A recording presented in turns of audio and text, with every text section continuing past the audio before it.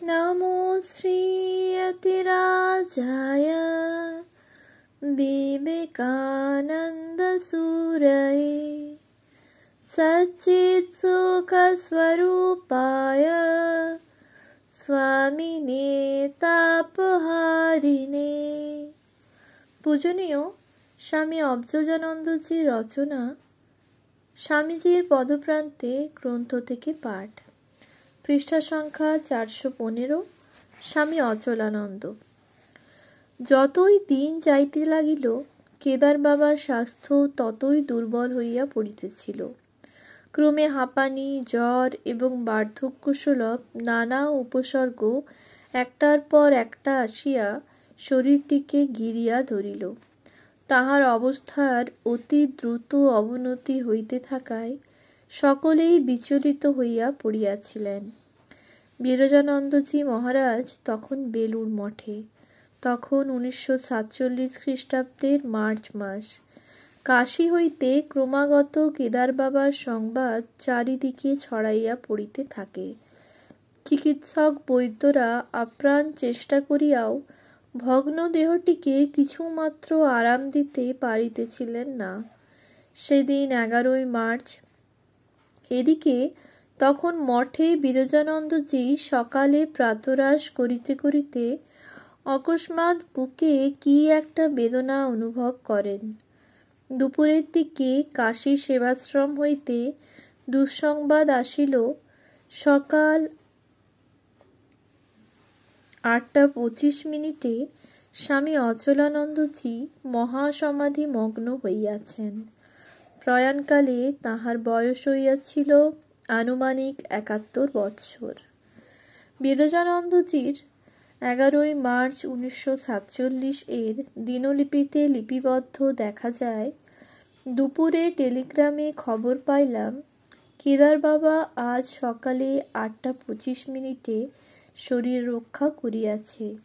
ঠিক ওই সময়ে আমি বুকের মধ্যে একটি চাপ অনুভব করিয়াছিলাম এবং মনে হইয়াছিল কেদার বাবা চলিয়া গেল। কেদার বাবা চলিয়া গিয়াছেন, কিন্তু কোথায় গিয়াছেন তাহা আমাদের কাছে অজানা থাকিলেও তাহার নিজের কাছে ছিল চির জানা। একবার জনৈক তরুণ সাধু প্রগল্ভের মতো জিজ্ঞাসা করিয়াছিলেন, মহারাজ, আপনি মারা গেলে কোথায় যাবেন? 1 মিনিটও দেরি না করিয়া কেদার বাবা সপ্রধিপ জবাব দিয়াছিলেন, কেন, শ্রী রামকৃষ্ণ থেকে এসেছি, শ্রী রামকৃষ্ণের কাছে চলে যাব। কেদার বাবার তিরোধানে রামকৃষ্ণ সংঘের নবীন সাধু ব্রহ্মচারীরা এবং অধ্যাত্ম জিজ্ঞাসু ব্যক্তি মাত্রই একটি জ্বলন্ত উদাহরণ হইতে বঞ্চিত হইলেন। জীবন গঠনে ইচ্ছুক যুবকগণ তাহাদের একজন উৎসাহদাতা ঘনিষ্ঠ বন্ধুকে হারাইয়াছেন। জীবনের অন্তিম ভাগে কোনো সাধুকে একখানি চিঠিতে তিনি লিখিয়াছেন, কাশী, 16 এপ্রিল 1944।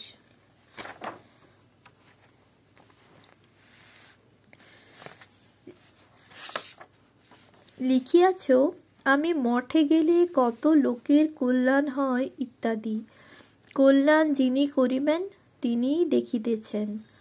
তবে আমার এখন ভালো লাগে এই যে, সত্যি কেহ সত্য সত্য লাইফ গঠন করতে চায়, তবে তার সঙ্গে প্রাণের কথা বলি এবং আনন্দ লাভ করি। শুষ্ক প্রণাম আর দেখাশোনায় কিছু নাই, ইহাই দৃঢ় ধারণা আমার। যে স্পিরিচুয়ালিটি এই সংঘের মেরুদণ্ড, তাহাকে খুব জোরের সহিত দৃঢ় রাখা দরকার।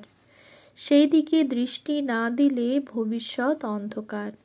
প্রভুর ইচ্ছায় পূর্ণ হইতেছে ও হইবে। ব্রহ্মলীন অচলানন্দের এই কথা কয়টিকে স্মরণ করিলেই তাহার জীবন্ত সান্নিধ্য আমরা অনুভব করি।